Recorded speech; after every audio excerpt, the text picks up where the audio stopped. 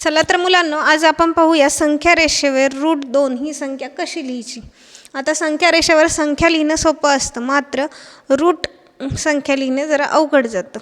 तर अशा वेळेस काय करायचं, एक संख्या रेषा घ्यायची ज्यावर 1 हे अंतर एका प्रमाणात घ्यायचं। 1 सेमी हे अंतर खूप कमी होतं, म्हणून मी 4 सेमीवर 1 हा पॉईंट केलेला आहे आणि तेवढाच -1 ला पॉईंट केलेला आहे। आता तुम्हाला समजण्यासाठी मी आकृती जरा मोठी काढलेली आहे। तर 1 ह्या संख्येवर काय करायचं, तर लंब काढायचा। लंब म्हणजे काटकोन तयार होईल अशी रेषा काढायची। गुणेच्या मदतीने काढली तर ती अंकी बरोबर येईल। आता मी तुम्हाला दाखवणार आता स्केलवर करते।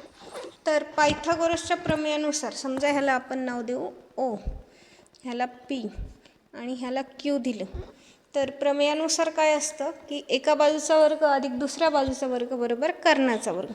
आता जेवढं अंतर इथे आहे 1 सेमी, तेवढंच अंतर इथे टाकून पॉईंट घ्यायचा। ह्या पॉईंटला आपण नाव दिले, समजा हे R नाव देऊ। मग पायथागोरसच्या प्रमेयानुसार काय होणार, OQ चा वर्ग अधिक QR चा वर्ग बरोबर OR चा वर्ग, पायथागोरसच्या प्रमेयानुसार। मग ह्याला एक कर्ण काढून घेऊया आपण। आता बघा, आकृती नेहमी पेन्सिलनेच काढावी, म्हणून ह्या प्रकारे आकृती काढलेली आहे। मग ह्या 0 या पॉईंटपासून ह्या पॉईंटपर्यंत जेवढं अंतर होईल तेवढा कंस टाकायचा खाली। हे जे अंतर आहे तेच √2चं अंतर आहे, कारण OQ हे किती अंतर आहे, 1चा वर्ग अधिक QR चं अंतर किती आहे, तर 1चा वर्ग मिळून ORचं अंतर किती होईल, हे उत्तर येणार आहे आपलं।